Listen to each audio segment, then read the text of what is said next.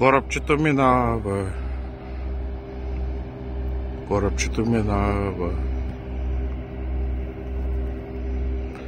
Аз си пия кафето. Пием за кафето. Там има още нататък.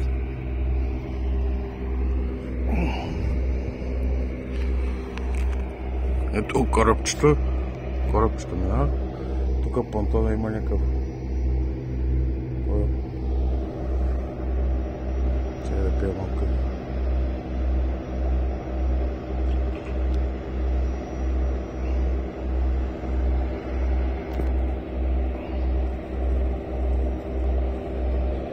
Големият кораб минава.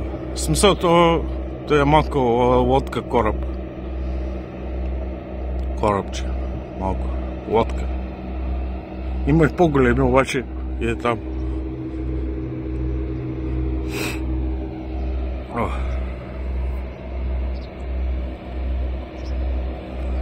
Дълбоко е, да знаете, опасно е. Доста опасно е.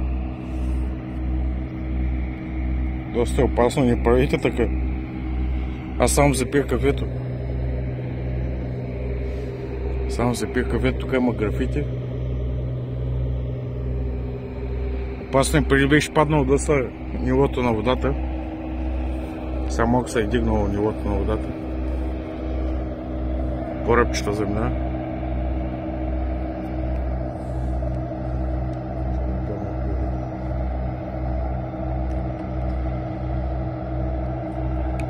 Виждате ли какви вълни прави? Зато е опасен Дунава, много е опасен. Защото се получава, виждате какви водовъртежи се получават. От кораби, от такова Черно море. Реката, както се влива, са такова. Виждате за какво става въпрос. Много е опасна водата. По-добре човек да пие водата, отколкото да...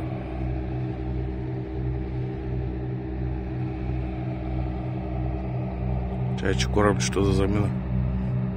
И сега ще видите вълните как правят. Много са опасни. Там е на чайка ли? Къде оти тя литна май? Чай, че големи вълни. Виждате как идва вълната.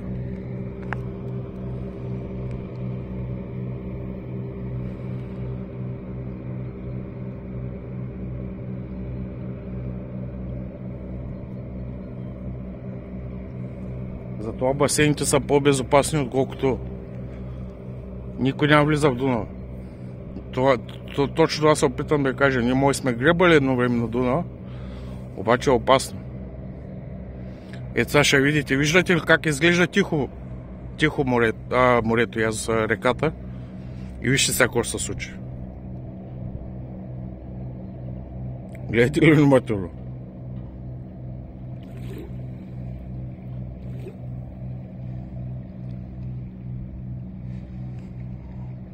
Защото е малка вълната. Обаче вижте постепенно. Ето виждате ли? Има много води, обаче е доста опасно. Знаете, че е доста опасно. След това се успокоява малко, обаче е много опасно, защото се получава кръвовъртение като завърта водата и както изглежда безопасно, така му е завърти, че да потъне човек във водата. Това го казвам, това е много опасно. Ето виждате. Не е толкова смешно, колкото си мислите.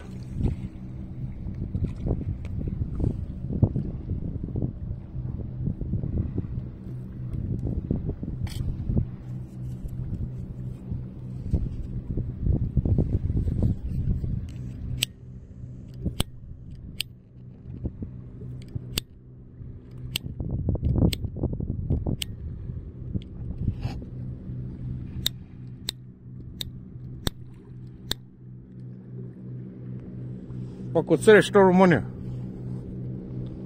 От среща Румъния.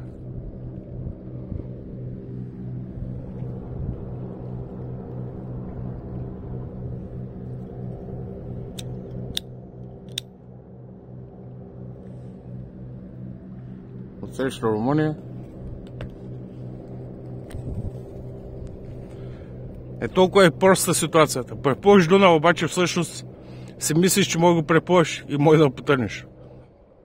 И да не излезеш от Дунава. Там е проблема, че хората се внушават, че просто и те ще преплуват Дунав и ще отидат в Румъния.